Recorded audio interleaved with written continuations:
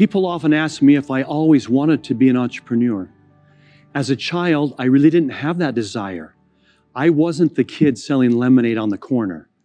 I really didn't understand the reason I had the necessities of life was because my father worked on many jobs, day and night, to make ends meet. My family didn't have a lot, but we always knew we would be provided for. It wasn't until I became a teenager that reality hit me, and I began to understand and appreciate my father's sacrifices for our family. I began to understand the value of hard work, and I learned that if I wanted to fulfill the vision I had for my life, which included college, I would have to get up, close and personal with hard work. So I did. I did all kinds of jobs: landscaping, construction, food service. I was even a singing waiter. And Bianca will tell you that my voice isn't so great. Anyway, it started to dawn on me that I wanted to be my own boss. I wanted to find a need and then fill it. Then I would know I was really making a difference and providing people with something useful. Soon after, a friend and I noticed that on many houses, it was hard to read the street numbers. And when looking for an address, it was very difficult. The numbers, which had once been easy to spot on the curb, were now faded and cracked. Some didn't even have numbers. We went around meticulously repainting each number. When we were done, I would knock on the homeowner's door, explain what my friend and I had done, and ask for a donation for my college fund. You may have heard the story of the woman who gave me $6 silver for the work we did. I still have those $6 silver today. These remind me of how much people appreciate a job well done. This is the origin of the story of the Silver Dollar Award.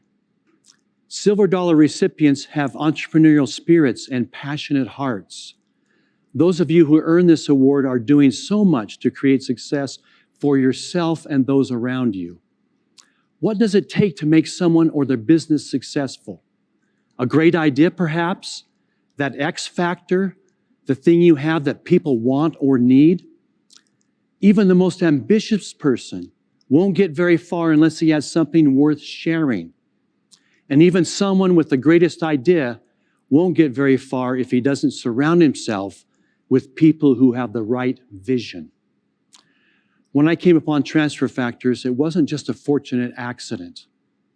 The truth is, I had always been looking for them.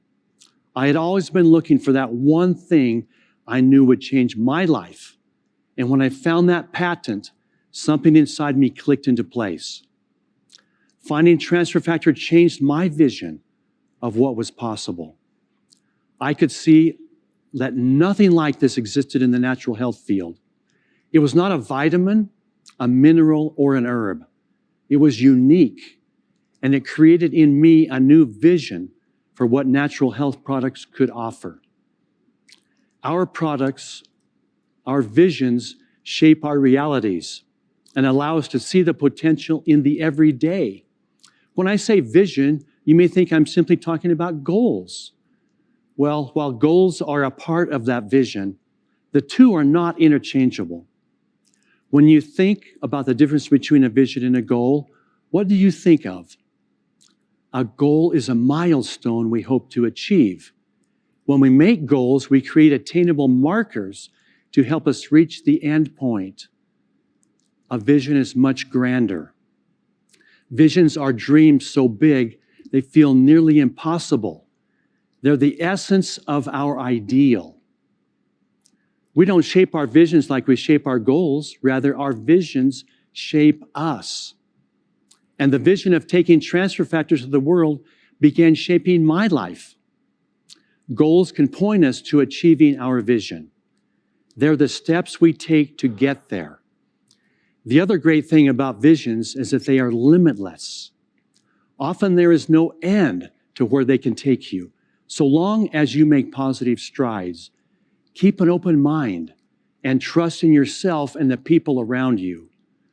I've learned that you can have the best idea, product, or vision in the world, but if you don't surround yourself with talented people that you can trust, who share that vision, you won't get very far.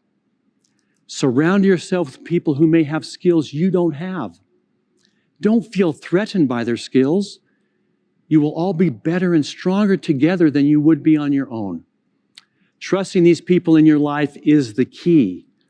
Sometimes that may mean you can't always do things your way.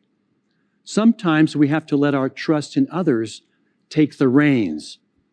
Let me give you a very literal example.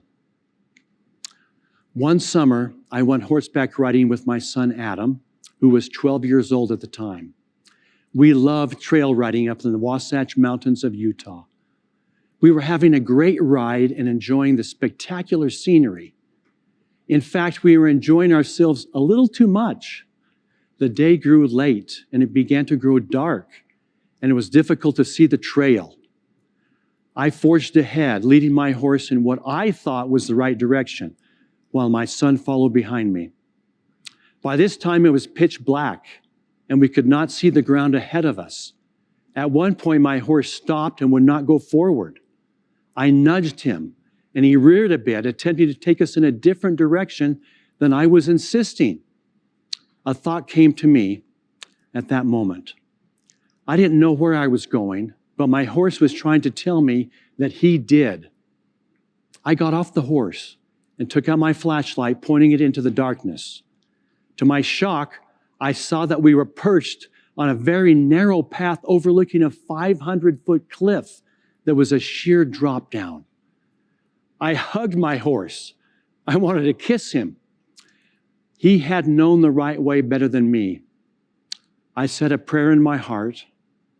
I realized I had to trust him. So I loosened the reins and I let him lead the way. And guess what? He walked us right out of the forest and back to home.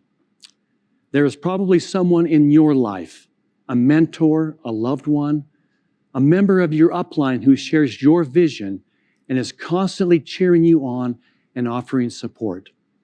Someone who will walk you right out of the forest when you get lost and help guide you home. In my example, I was trying to stubbornly force my way of doing things on the horse, and he could see things I couldn't. I couldn't see that he had my best interest at heart.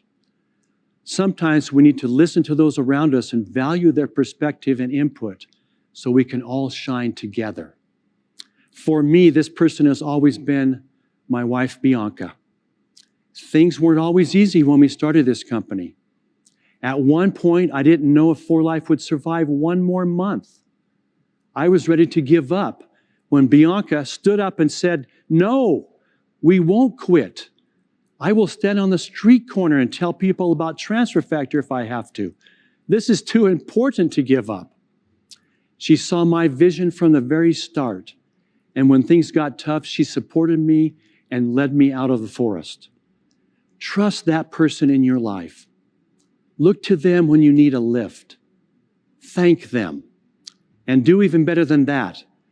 Move toward your vision, because if they're cheering you on, your success is the best gift you could ever give them. I'm so grateful for people like Steve Tu, Danny Lee, and Mark Osler, and others who have guided me and 4Life in the right direction with their clarity and vision. I'm grateful for the powerful, talented team members who have worked to bring vision to life. And I am also so grateful for all of you. You're hardworking, caring, and you inspire me every day. I am honored now to recognize our Silver Dollar members. You are here because you have a vision and you keep pushing the limits of that vision. You are here because you have an ambitious spirit and know that the parameters of possibility are vast. You are here because you are not just a leader, but a teammate. You know the importance of building others up, and you do it because you care. You know that you can't be successful in this business unless you help others become successful. You believe in yourself, and so do I. And it's with this message that I would like to congratulate you on receiving this great honor. Congratulations to all our Silver Dollar recipients.